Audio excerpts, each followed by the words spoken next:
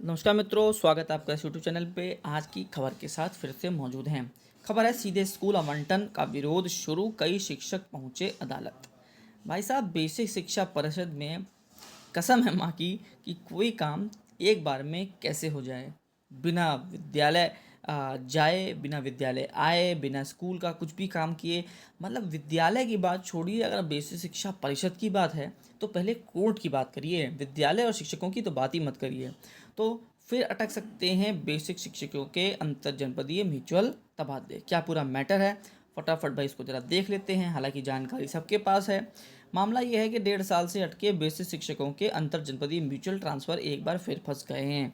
बिना काउंसलिंग के सीधे म्यूचुअल स्कूल आवंटित करने के से नाराज शिक्षकों ने कोर्ट का दरवाज़ा खटखटाना शुरू कर दिया है। कुछ शिक्षक कोर्ट चले गए हैं, कोई कोर्ट जाने की तैयारी में है। बेसिक शिक्षकों की अंतरजनपदीय म्यूचुअल ट्रांसफर की प्रक्रिया फरवरी 23 में शुरू हुई थी। पहले भी कई तकनीकी पेच और विवादों की वजह से यह प्रक्रिया लेट होती रही। पिछले साल अक्टूबर में एक ऑनलाइन पेपर बनाने की प्रक्रिया पूरी हो गई थी। सिर्फ स्कूल आवंटन की और रिलीविंग का काम बच गया था। चुनाव आचार संहिता के कारण भी कई महीने प्रक्रिया रुकी रही। अब 19 जून को तबादलों के लिए हर शिक्षकों की लिस्ट जारी की गई। हालांकि लिस्ट के साथ जो आदेश जारी किया गया वह शिक्षकों को रास नहीं आया। बेसिक शिक्षा परिषद ने नए आदेश में कहा है कि शिक्षकों का म्यूचुअल तबादला सीधे उसी स्कूल में किया जाएगा जिसे शिक्षक के साथ म्यूचुअल जोड़ा बनाया गया था। अब समस्या कहाँ पर है, इसको भी ज़रा देख लेते हैं। तो और जो पहला जो नियम था वही लागू किए जाने की भी मांग की जा रही है। तो शिक्षक इससे नाराज़ हैं। करीब 36 शिक्षकों ने कोर्ट का दरवाज़ा खटखटाया है। कई और कोर्ट जाने की तैयारी में हैं। उनका कहना है कि पहले जो नियम है उसी से लागू करना चाहिए। प्राथमिक शिक्षक प्रशिक्षण स्नातक एसोसिएशन के अध्यक्ष विनय कुमार सिंह ने कहते हैं कि पहले भी अंतर जनपदीय तबादले किए गए हैं। जिले में पहुंचने के बाद काउंसलिंग के आधार पर बीएसए शिक्षकों को स्कूल आवंटित करते हैं। यहाँ यही पहले आदेश भी था। ऐन वक्त पर प्रक्रिया में बदलाव उचित नहीं है। नियमों का पालन नहीं होगा तो शिक्षक कोर्ट जाने के लिए बाध्य होंगे। इससे प्रक्रिया फिर फंस सकती है। और ये भी देख लेते हैं एक बार जरा कि कहाँ फंस रहा है पेज, इसको देखना ज़रूरी है। तो इससे पहले जब भी अंतर्जनपदीय तबादले हुए हैं उनमें तबादले के बाद वरिष्ठता सूची जारी होती है। उसी आधार पर बीएसए दूरी हिसाब से स्कूल आवंटित करते हैं। शिक्षकों का कहना है कि नियमावली में भी यही है कि जिले के अंदर स्कूल आवंटन करने का अधिकार बीएसए को है। सचिव सीधे स्कूल आवंटित नहीं कर सकते। इस साल भी शुरुआत में यही आदेश जारी किया गया था। अब ऐन वक्त पर उसी आदेश का पालन नहीं किया जा रहा है। दिव्यांग और महिला शिक्षकों को भी काउंसलिंग के जरिए लाभ दिया जाता है, उनको भी अधिकार से वंचित किया जा रहा है।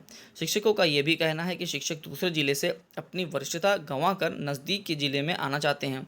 वरिष्ठता गंवाने के बाद भी उनको दूर दराज के स्कूल आवंटित किए जाएंगे तो वे दूसरे जिले में क्यों जाएंगे। अब बात घूम फिर कर आती है फिर से ज़मीन पर।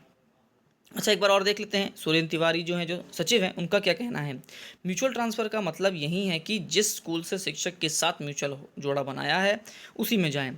तो यह तबादला विभाग अपनी मर्जी से तो नहीं कर रहा है, खुद शिक्षकों की इच्छा पर किए जा रहे हैं। अब समस्या कहाँ आती है? देखिए, समस्या यहाँ आती है नियम बनाना, नियम लागू करना। यहाँ पर सबसे बड़ी समस्या आती है। भाई, इसमें कोई समस्या ही नहीं है कि विद्यालय से विद्यालय भेजा जाए। समस्या ये नहीं है। समस्या ये है कि पहले ऐसा नहीं किया गया। पिछली बार अंतर्जनपदीय जब ट्रांसफ़र हुए उसमें क्या किया गया, म्यूचुअल ट्रांसफ़र हुए उसमें क्या किया गया, उसमें साफ साफ ये किया गया कि भाई आपको नया ज़िला दे दिया गया। ज़िले के अंदर काउंसलिंग कराई गई और शिक्षकों को मनचाहे विद्यालय मिल गए। लेकिन अब क्या कह रहे हैं कि अब आपको विद्यालय वो ही दिया जाएगा जहाँ से आप म्यूचुअल करके आ रहे हैं।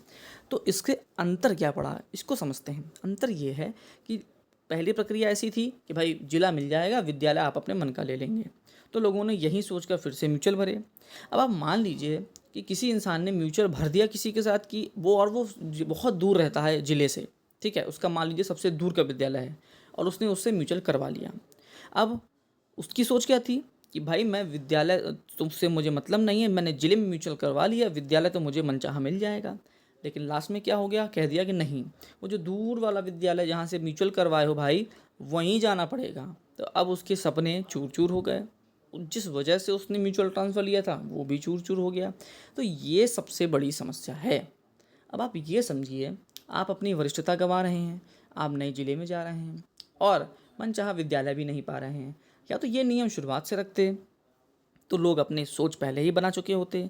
अब आपने पहले नियम अलग रखे, बाद में नियम अलग रखे, तो यहीं पर बवाल शुरू हो जाता है।